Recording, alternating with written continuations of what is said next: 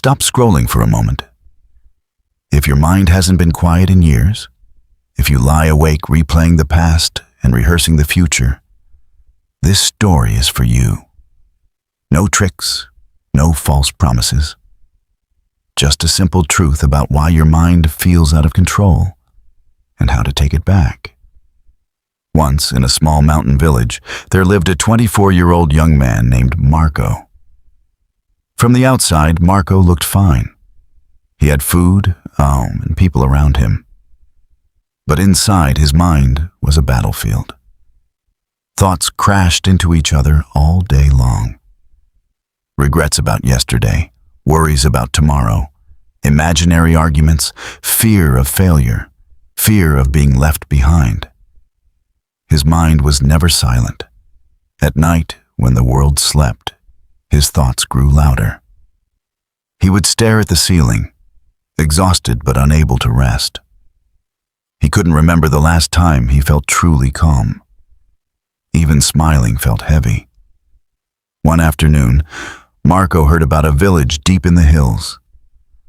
People said a wise old man lived there, a man who had once been a respected psychologist in the city. For decades, he had helped people untangle their fears and quiet their minds. But after many years, he left the noise of the city and chose a life of simplicity, surrounded by nature. They said that sometimes, if someone truly wanted help, he would offer guidance. Marco didn't hesitate. He packed a small bag and began the long journey through the hills. The road was rough, the days were tiring. But something inside him whispered, "Keep going." After many days, he reached the village. There, covered in green vines and soft sunlight, stood a small wooden house. On the porch sat the old man. His eyes were closed. His breathing was slow. His face carried a kind of peace Marco had never seen before. Marco approached quietly. "Grandfather," he said, his voice trembling slightly.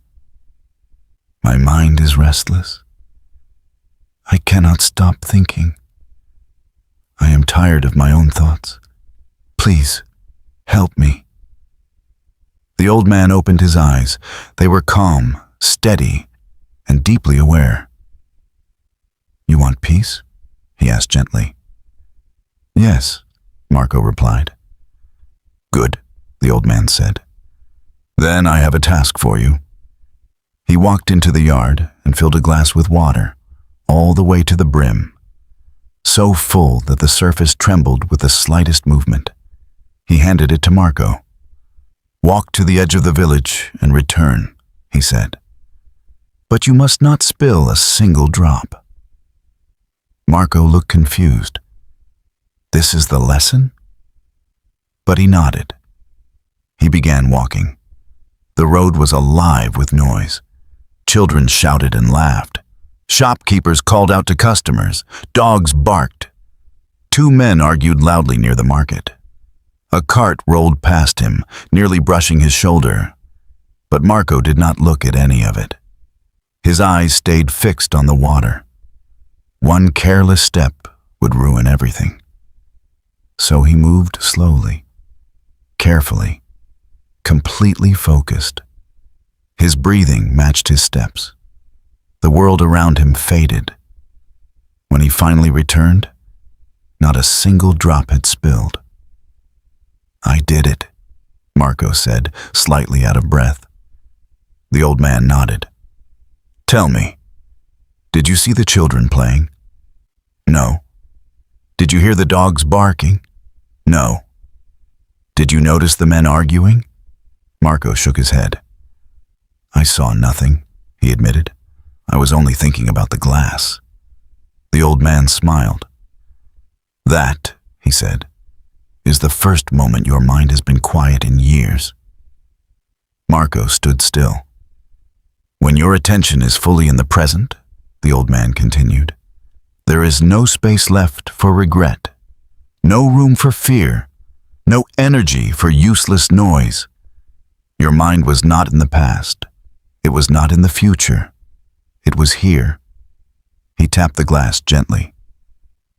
You don't suffer because you think, the old man said calmly. You suffer because your mind is undisciplined. It runs wherever it wants, usually to places that hurt you. Marco felt something shift inside him.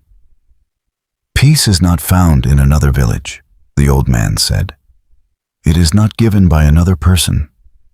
It is created by attention. Control your focus, and you control your mind.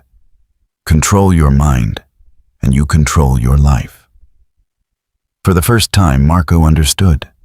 Peace was never missing. His attention was. As the sun began to set and the sky turned gold, Marco bowed his head in gratitude. When he walked back down the mountain path, the world looked the same, but he did not. The noise was still there, but now he knew where to place his focus, and that changed everything. If this story made you reflect, share it with someone whose mind never rests. This is Psychology Tales, where simple stories reveal uncomfortable truths about the human mind. Stay aware, stay present, and I'll see you in the next lesson.